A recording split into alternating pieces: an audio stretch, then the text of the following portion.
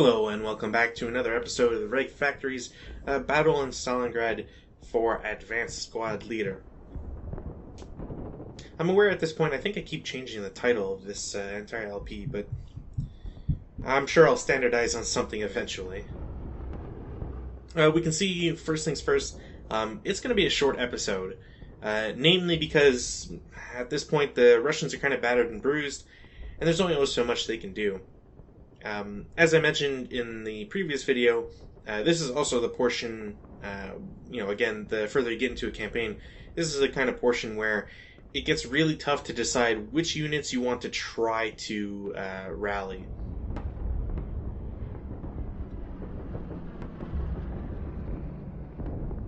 The fact that I do get 2 self-rallies, but DMs everywhere, the way I look at it is that for morale unit, it's going to be really tough to rally, of course. And so do I want to take the risk of rolling really low or really low with a positive desperation morale modifier?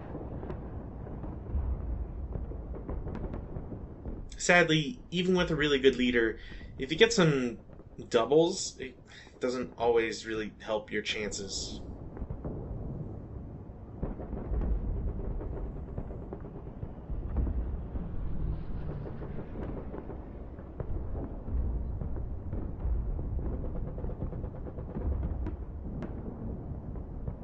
It also doesn't help when you're outside of a building, so you don't get that extra -1. Not that it would have secured the rally attempt for that guy specifically, but wouldn't have hurt for other if he hadn't had that DM, I should say.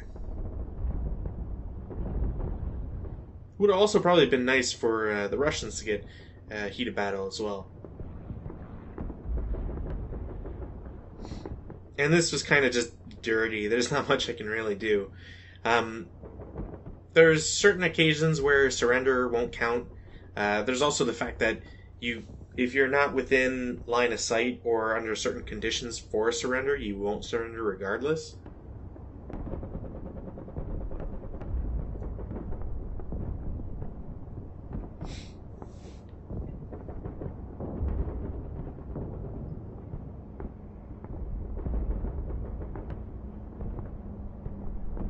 And that's also one of those interesting storytelling bits about Advanced Squad Leader that I like.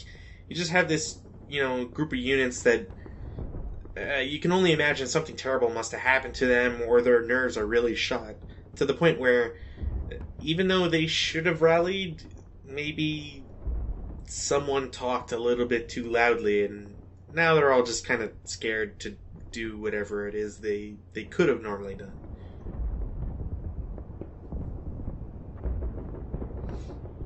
Or maybe a leader commits suicide or something, and now they're really off, their nerves are really frayed.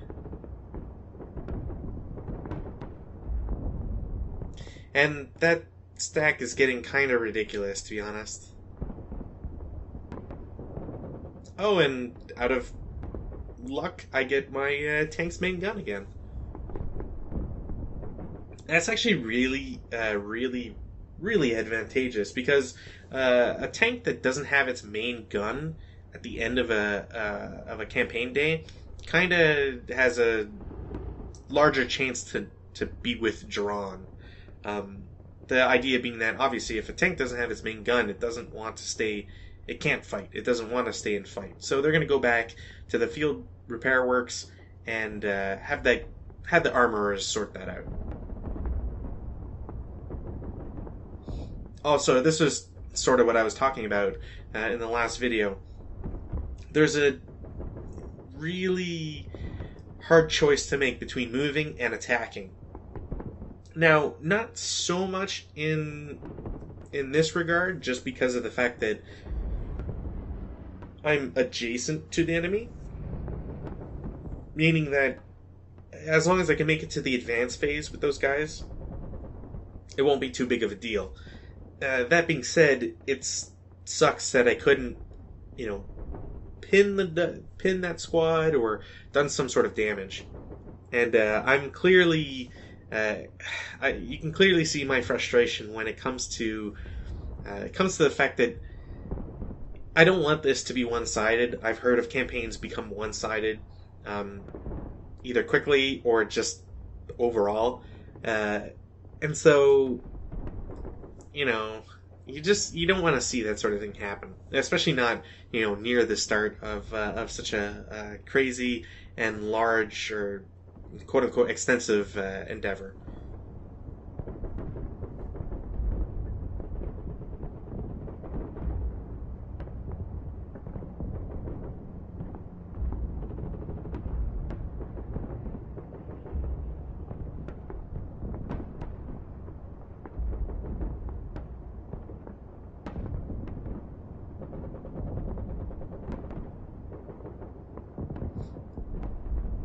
Now, yeah, I should have had the leader above because, well, leaders always take the first role regardless. You can't have if there's a leader in the same hex, he's got to take it first.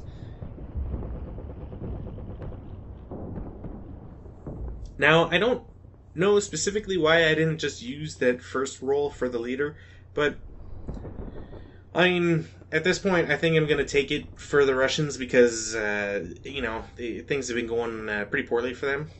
So for them to get a sniper which activates and does something, and then also getting, some crucial breaks, it's pretty nice.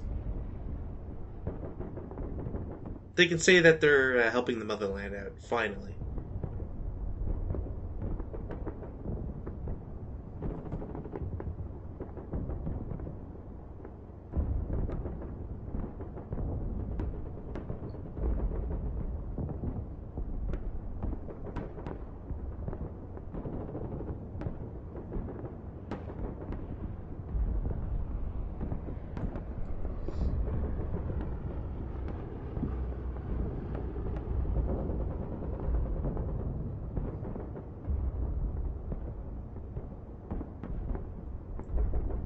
Now, the reason the sniper is picking this specific hex is for, I guess, like two, three reasons.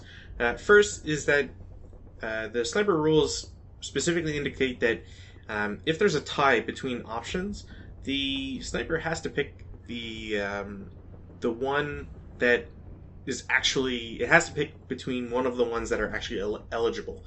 So I can't pin a unit that's already pinned, so it shouldn't be eligible. Secondly, it won't. It has to pick the hex with the least amount of terrain effect modifiers to it. So it'll pick a unit in open ground versus a unit in a building because, well, the open ground is an easier shot and so on, which makes sense.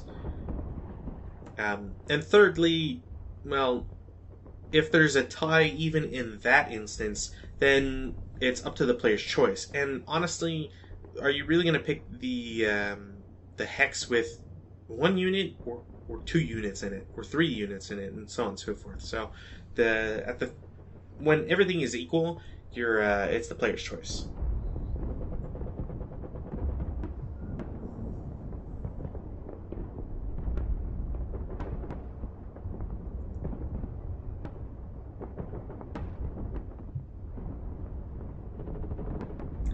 I'm going to admit I wasn't expecting that shot to actually be able to make it, so oops.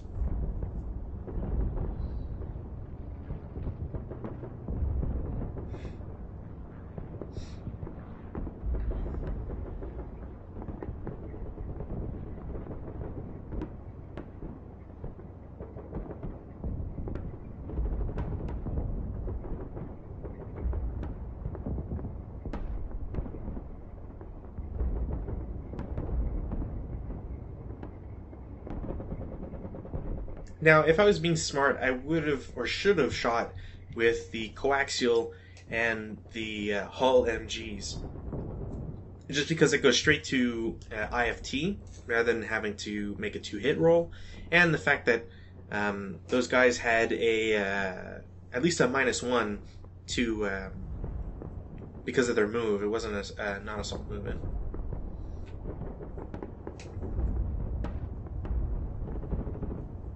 Now, the fact that I didn't get to have anything successful versus the squad or squads in F10 and in that general area, um, there's not much of a point for the Russians to keep duking it out there. Uh, any sort of any sort of attempt for me to do anything is, I don't know. I think it's going to be met with failure. So, do I really want to throw units into a battle that they won't win, knowing that I could use them for the next couple of days, or do I want to just waste that manpower that at this point I'm kind of getting really low on? And obviously, for me, the answer is to keep that manpower. Hopefully, I'll be able to reconstitute several squads and then put them up in better positions. At the same time, as the German player as well, I don't really feel like I need to be throwing units away. Mind you, I'm going to be taking some more shots with them and probably some risky things, regardless. And risky things being shots that I probably wouldn't be able to make regardless. But if I can pile on that extra damage, that's always great. And yeah, that's kind of how this this turn specifically is going to play out. Is the Germans are at their victory condition, and the Russians don't really have the means to prevent them from doing so. Also, this was really really timely, especially because the whole fact that I said, I should have shot the MGs on the previous guy, and next thing you know, I've got I think 8 firepower shot up 3 or whatever, up 3 down 1. It was really lucky for him to get such a low morale check roll because, yeah, had it say been reversed and I'd gotten the critical hit with the tank gun, yeah, you're looking at what, 50 millimeters doubled up to 100. You use the TEM modifiers as a negative instead of a positive. That could have gone really horribly for the Russian team there. Especially a 9 down 2, that's a really good leader, and you don't want to be throwing those away, so.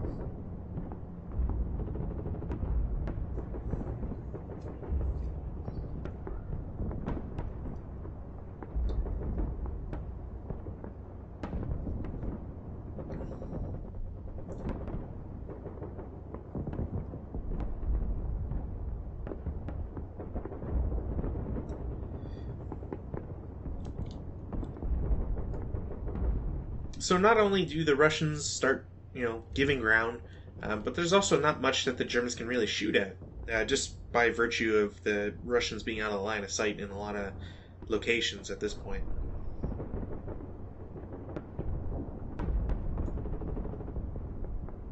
But like I said, even shots that probably wouldn't do too much, I'm still going to risk it, just for the fact that if I do get a result, even if it's just a pin, it's going to work in the Germans' favor in reducing, again, further and further what the Russians could do.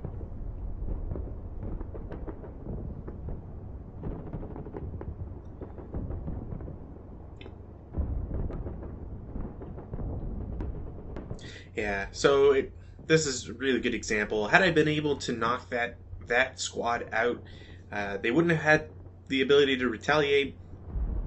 And at that point, I'm kind of safe to at least advance and try to do something in like a melee capacity. And if I'm advancing, the Germans that are nearby wouldn't get any sort of fire on them. There's no line of sight just because of all the debris everywhere. It would have at least made it that much closer to a Russian victory versus a German one. And I think going through going back to these videos and looking at everything, I think that was probably the decisive shot that kind of cemented whether or not the Russians would be able to mitigate disaster versus the Germans continuing their march towards victory for this day of the campaign.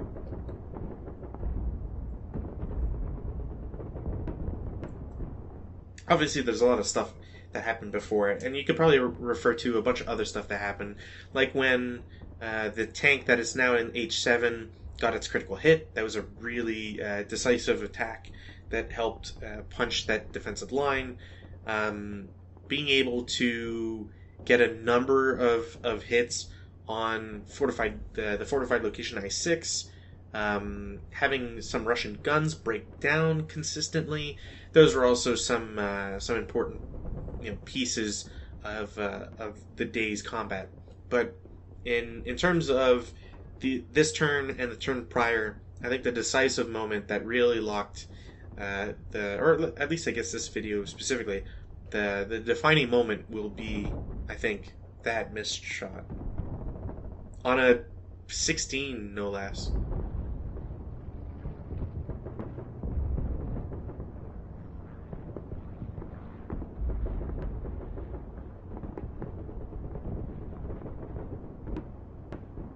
Now, don't think I'm going to make a shot, and I probably should have, because I could have advanced fired that LMG, and I would have been able to shoot and put all those guys on DM. But I think the reason I didn't do it was because I was fairly certain that with only requiring a 5 to end this turn, or this campaign day at the end of this turn, I mean, barring some poor luck, which the Russians have been running into quite a bit these days, there's just not that much you can really do, to be honest.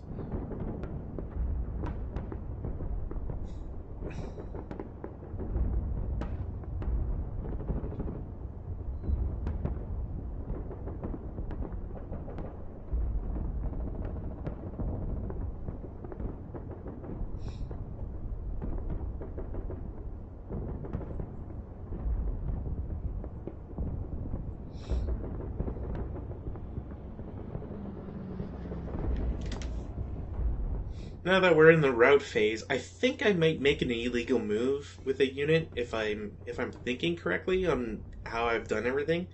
But yeah, at this point, I think I'm just taking inventory on if the Germans have won or not. Again, I had control of J5. I've had control of K5, I think that is.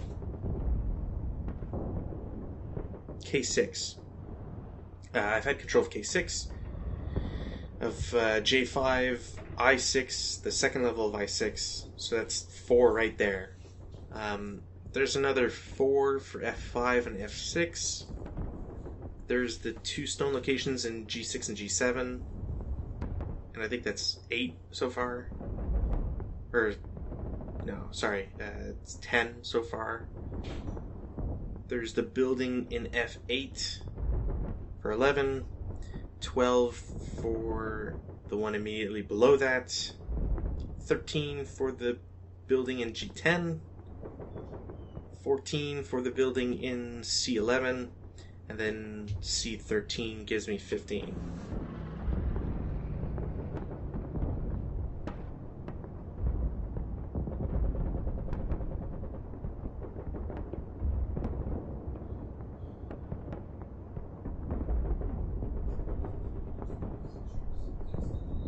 And again, that's the whole, when a unit is disrupted and gets right next to the, when it comes next to or adjacent to a broken or a good order unit, it immediately surrenders. So, and you have to take into account what size it is, because ASL being as complicated as it is, there's obviously counters for a half squad or a captured full squad.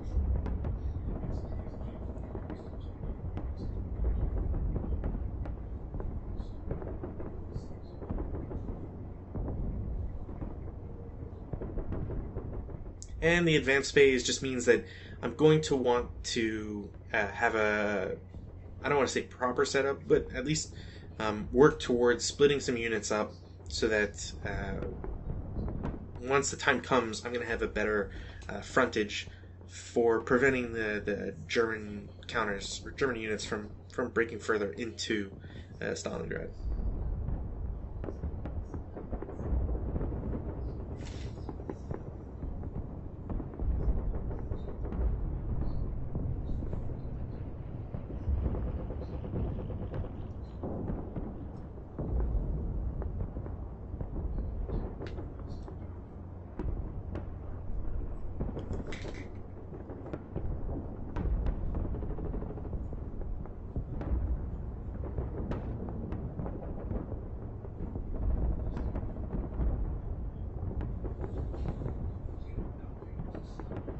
And yeah, I don't think there's going to be any close quarters.